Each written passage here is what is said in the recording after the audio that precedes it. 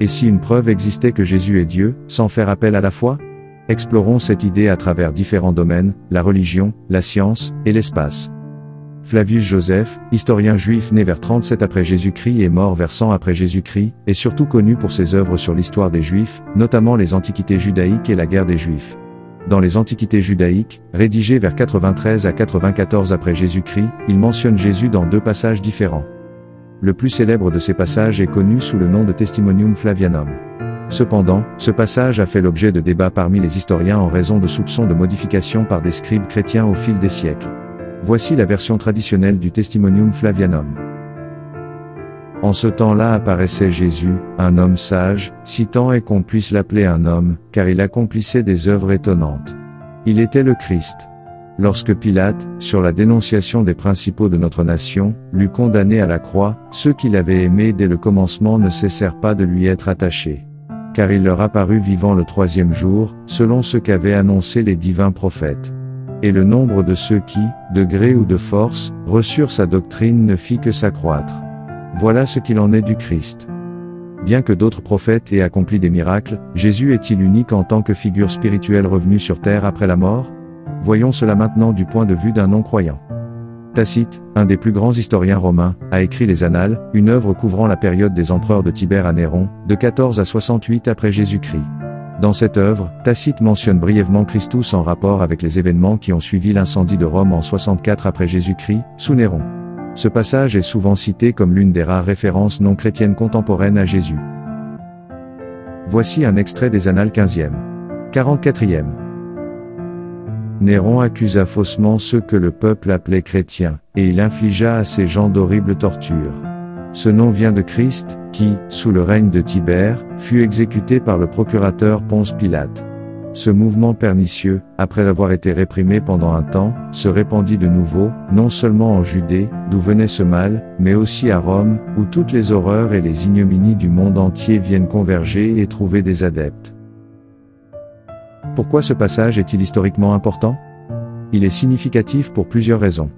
D'abord, Tacite, en tant qu'historien romain non chrétien, corrobore des éléments importants des récits évangéliques. Tacite n'avait aucun intérêt à promouvoir le christianisme et était même critique envers cette superstition pernicieuse. Cela rend son témoignage plus objectif et crédible pour les historiens. Ce passage confirme également que Jésus, appelé Christus, a été exécuté sous l'autorité de Ponce Pilate et montre comment le christianisme a continué à se répandre malgré la répression. Ensuite, le gouverneur Pline le Jeune, né en 61 après Jésus-Christ et mort en 113 après Jésus-Christ, mentionne les chrétiens dans ses lettres, affirmant qu'ils adorent Jésus comme un Dieu, ce qui démontre que, dès le 1er siècle, la divinité de Jésus était au cœur des croyances chrétiennes. Dieu est grand. Pour des petits humains comme nous, il a dû venir lui-même sur terre pour nous faire comprendre son message. Et même à cette époque-là, les Juifs ne l'ont pas compris. Comme Dieu est grand, il peut être à la fois sur terre et dans les cieux en même temps. Cela nous amène à notre prochaine recherche, Dieu lui-même. Exploration des questions spirituelles et scientifiques. Certaines théories, comme le fine-tuning de l'univers, suggèrent que les constantes physiques, comme la gravité et la vitesse de la lumière, sont précisément ajustées pour permettre la vie. Cette précision a mené à des débats philosophiques sur l'existence d'un créateur ou d'une intelligence derrière la création de l'univers. Qui maintient tout cela en place? Peut-il y avoir un créateur qui gouverne l'univers tout entier? La Bible affirme que les êtres humains sont créés à l'image de Dieu dans Genèse 1 versets 26 à 27, mais cela n'exclut pas la possibilité que Dieu ait créé d'autres formes de vie ailleurs dans l'univers. Elle précise que Dieu est le créateur de toutes choses visibles et invisibles, comme le dit Colossiens 1 verset 16, laissant ouverte la possibilité de monde et de vie au-delà de la terre.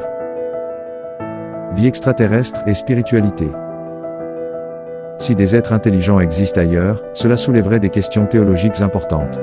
Dieu aurait-il donné un message universel à ces êtres aussi, ou les lois spirituelles et morales seraient-elles différentes pour eux? La science, bien qu'elle puisse explorer la nature de la conscience et de la réalité, reste limitée dans son approche des questions spirituelles.